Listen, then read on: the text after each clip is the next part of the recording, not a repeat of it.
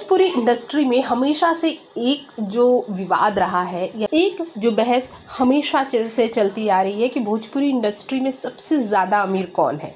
तो हम आपको इस बार रिपोर्ट इसलिए लेकर आए हैं क्योंकि जब आप कहीं भी चुनाव लड़ते हैं तो आपको एक एफिडेविट फाइल करनी रहती है आपकी जितनी भी प्रॉपर्टी है चल अचल दोनों संपत्ति की। भोजपुरी के 4 बड़े जो दिग्गज कलाकार माने जाते हैं इन्होंने अपनी जो एफिडेविट फाइल की है उसमें अपनी चल और अचल संपत्ति बताई है और जिसके हिसाब से भोजपुरी के ये चारों अभिनेता काफ़ी ज़्यादा अमीर है। लेकिन अमीरों का अमीर कौन है आपको वीडियो के लास्ट में पता चल जाएगा। तो चलिए शुरुआत करते हैं अपना ये वीडियो। तो चौथे नंबर पे है दिनेश लाल यादव निरहुआ। दिनेश लाल यादव निरहुआ ने आजमगढ़ से अपना दिनेश लाल यादव निरहुआ ने अपनी चल और अचल संपत्ति का जो ब्यौरा दिया है वो है 9 करोड़ रुपए। जी हाँ, 9 करोड़ की उनकी चल अचल संपत्ति है, जिससे ये पता चलता है कि दिनेश लाल यादव निरहुआ 9 करोड़ के मालिक हैं। तो वहीं पवन सिंह की बात करते हैं तो उन्होंने अपनी पूरी चल और अचल संपत्ति 15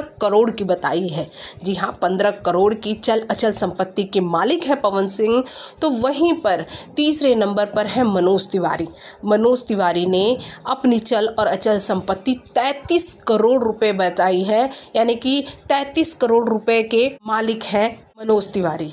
और सबसे अमीर यानी पहले नंबर पर है रवि किशन, जो कि 35 करोड़ रुपए के चल अचल संपत्ति के मालिक हैं। तो इससे आपको पता चल गया होगा अब, और ये तो अब जग जाहिर भी हो चुका है कि भोजपुरी में इन दिनों सबसे अमीर एक्टर कौन है।